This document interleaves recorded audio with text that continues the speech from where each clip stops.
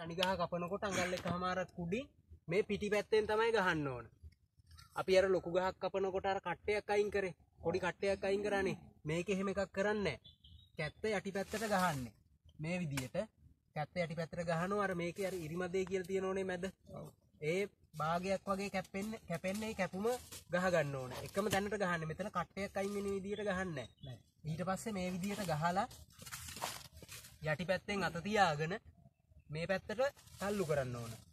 කපපු පැත්තට යටිපැත්තෙන් අත තියාගන්න මේ උඩු පැත්තෙන් මේ පැල්මක් දාගන්න ඕනේ හින්දා.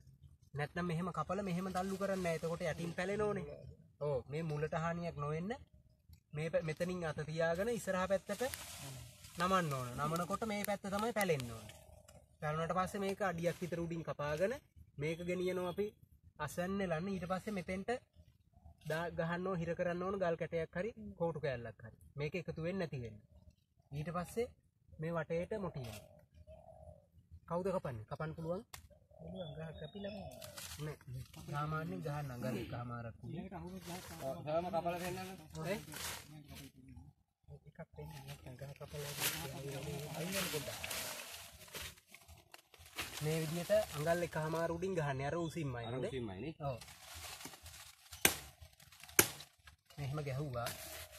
මෙතනින් අත තියාගෙන ඉස්සරහට තද කරා. තල්ලු කරා. එතකොට පැලෙන්නේ මෙන්න මේ කෑල්ල. පැලෙන්නේ. ඔව්. පොඩ්ඩක් දෙන්න. ඒක ගහේ භාගයක් විතර මේ කැපෙන්න තමයි ගහන්නේ මේක පාරේ. ඔව් කඳේ භාගයක් වගේ කැපෙන්න ගහන්නේ.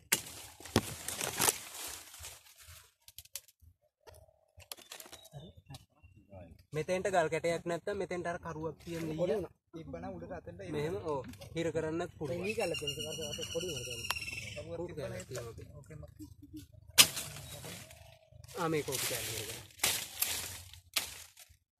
මේ විදිහට තමයි තනි ගහ කපන්නේ. හරිනේ?